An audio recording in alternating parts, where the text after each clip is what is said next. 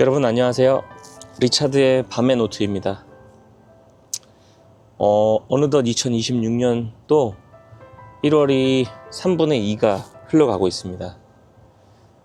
새해 목표 하시는 것들 모두 잘 이루고 계실 텐데요. 중간에 멈춘 분이 계시다면 아직 1월이 끝나지 않았으니까 다시 한번 시작해 보시고, 또 꾸준히 하고 계시다면 포기하지 마시고 계속 정진해 나가시길 바라겠습니다. 오늘 밤의 노트에서는 역경지수 그리고 제 희망퇴직 이야기를 해보려고 합니다. 역경지수라고 하면 정말 힘든 상황이 왔을 때 그것을 극복하고 회복하는, 우리가 회복 탄력성이라고 하죠. 슬럼프가 왔을 때 그것을 극복해내는 그런 고난과 역경과 이런 것들에 대한 지수를 이야기하는데요.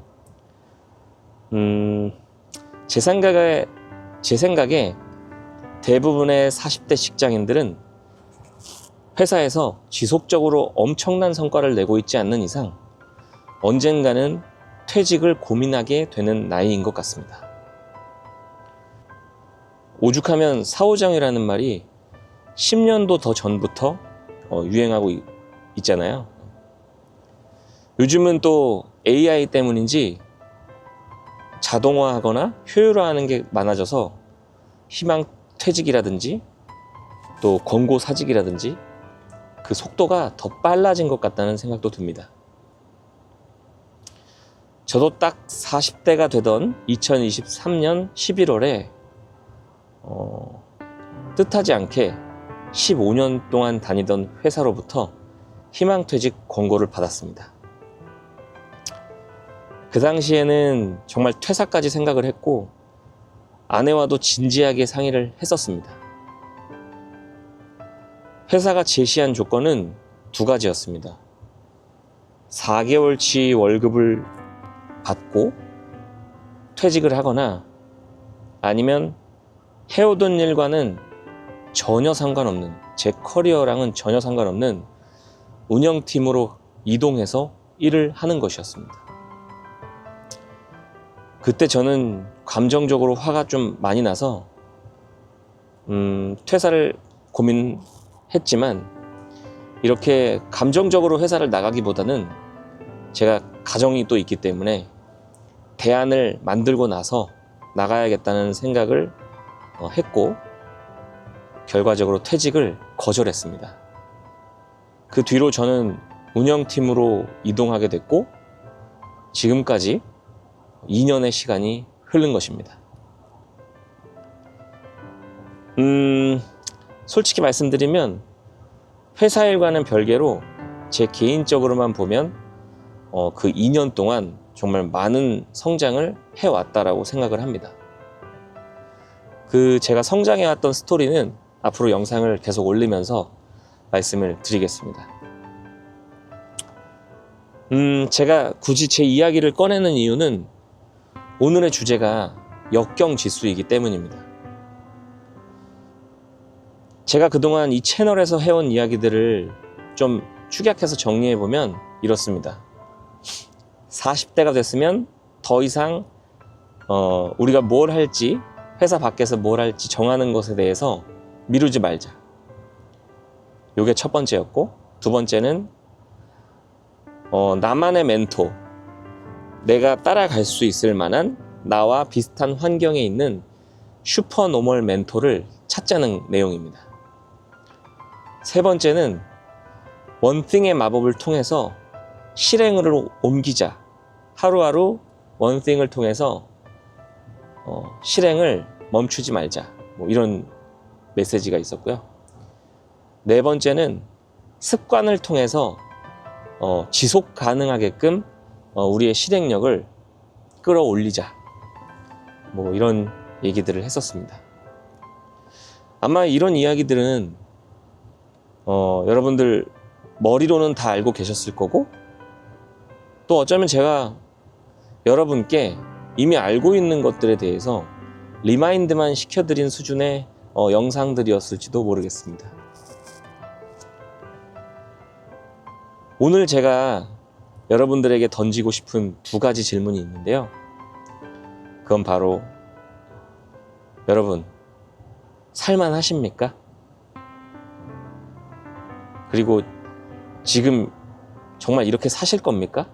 이렇게 살 때입니까? 이 두 가지 질문을 좀 드리고 싶은데요. 이 질문들은 제가 스스로 정신이 좀 흐트러지거나 해이해졌을 때 제 자신에게 던지는 질문이기도 합니다. 예를 하나 들어보겠습니다. 보통 우리가 새벽 5시에 일어나라고 하면 우리는 보통 이렇게 생각을 합니다. 눈을 감고 침대 위에서 일어나야 되는데 사실 이 말은 일어나기 싫다는 말과 같습니다. 그런데 상상해 보십시오. 옆에 폭탄이 떨어졌다고 생각하면 몇 시든 상관없이 그 즉시 일어나서 집 밖으로 뛰어나가실 겁니다. 또 하나의 얘기를 들어보면 우리가 보통 해외여행을 갈 때 새벽 비행기를 타야 한다고 하면 새벽 2시든지 3시든지 우리는 정말 잘 일어나잖아요. 여행을 좋아해서 그러는 게 아니고 비행기를 놓치면 안 되고 비행기를 놓치면 그 많은 여행 경비를 다 매몰시켜버리기 때문이겠죠. 어떻게 보면 폭탄이 떨어진 것 같은 심리적인 스트레스를 받겠죠. 제가 생각하는 역경지수는 숫자로 표현할 수 있는 건 아닙니다. 사람마다 상황도 다르고 환경도 다르기 때문에 그것을 어떤 숫자로 측정해내고 저 사람은 높네 낮네 이렇게 판단할 수는 없을 겁니다. 하지만 분명한 건 정말 낭떠러지에 있는 것 같은 상황이 와야만 우리는 삶의 변화를 위해서 시간을 갈아 넣기 시작한다는 겁니다. 사실 우리는 지금도 살만합니다. 겨울엔 따뜻하고 여름엔 에어컨이 나오는 시원한 집이 있고 특급 요리는 아니지만 먹고 싶은 거 사 먹고 배달시켜 먹고 대부분 이렇게 우리가 원하는 것들을 먹을 수 있습니다. 또 휴대폰 하나만 있으면 유튜브나 여러 가지 넷플릭스 같은 컨텐츠를 통해서 많은 정보와 컨텐츠를 무료로 볼 수 있습니다.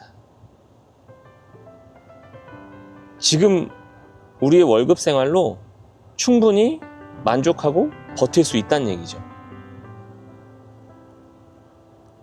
이 살만함이라는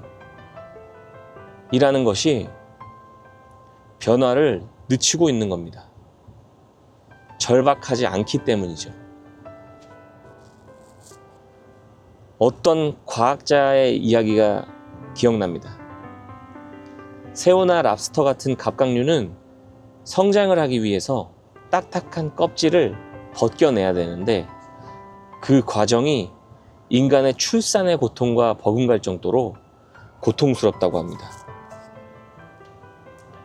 우리 인생도 마찬가지라고 생각합니다. 40년 넘게 살아온 방식과 10년, 20년 월급 생활을 하던 저희에게 완전히 다른 삶을 살기 위해서는 뼈를 깎는 고통이 필요합니다.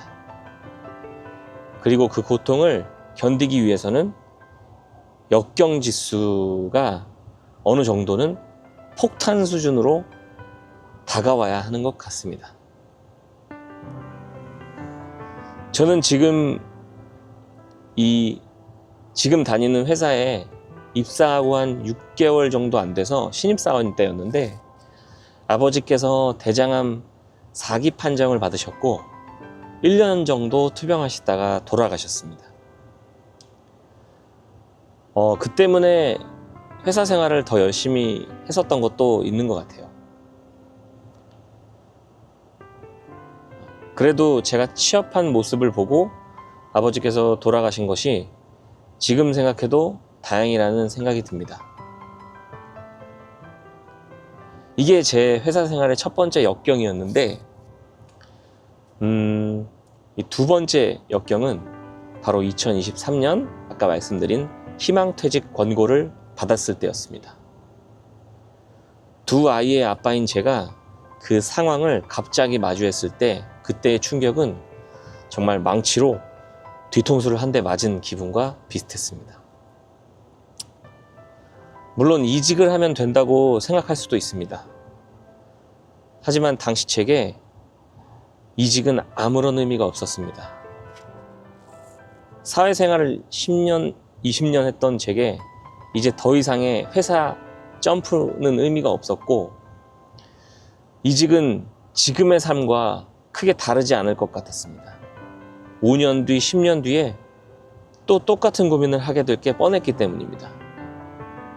제 거는 없고 월급에만 의지해서 살아가는 이 삶이 조금은 변화가 필요했고, 회사 밖에서의 삶을 하루라도 빨리 준비해야 된다고 생각을 했습니다. 그래서 저는 조금이라도 더 젊을 때 지금의 회사를 그대로 다니면서 스트레스와 어떤 업무에 들어가는 에너지를 최소화하고 지금의 운영팀 업무를 하면서 나름대로는 요즘 트렌드, 자동화하고 AI 같은 걸 병행해서 그 리소스를 최소화하고 효율화하는 것들에 대해서 배워 나갔습니다. 또 회사와는 관계없는 회사 밖에서 제가 무엇을 할지에 대한 것에 대해서 공부도 하고 이것저것 시도해보는 선택을 했습니다. 오늘 제가 여러분들한테 드리고 싶은 메시지는 이겁니다. 지금 자신의 상태를 메타인지를 통해 입체적으로 내 자신을 객관적으로 바라보면서 스스로의 역경지수를 조금이라도 높일 수 있는 건강한 자극을 의도적으로 찾자는 겁니다. 저처럼 희망퇴직의 충격이 오지 않을 거잖아요, 여러분들은.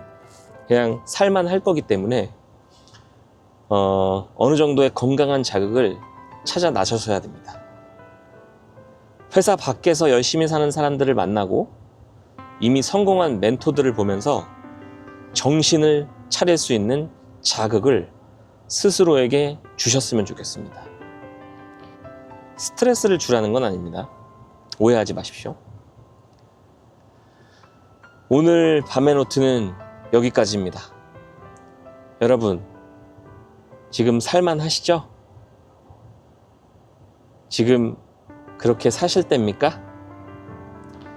이 두 가지 질문으로 하루하루 자각하면서 그동안 생각만 하고 시도하지 않았던 것이 있다면 오늘 이 영상을 통해서 이제는 정말 시작해 보시죠.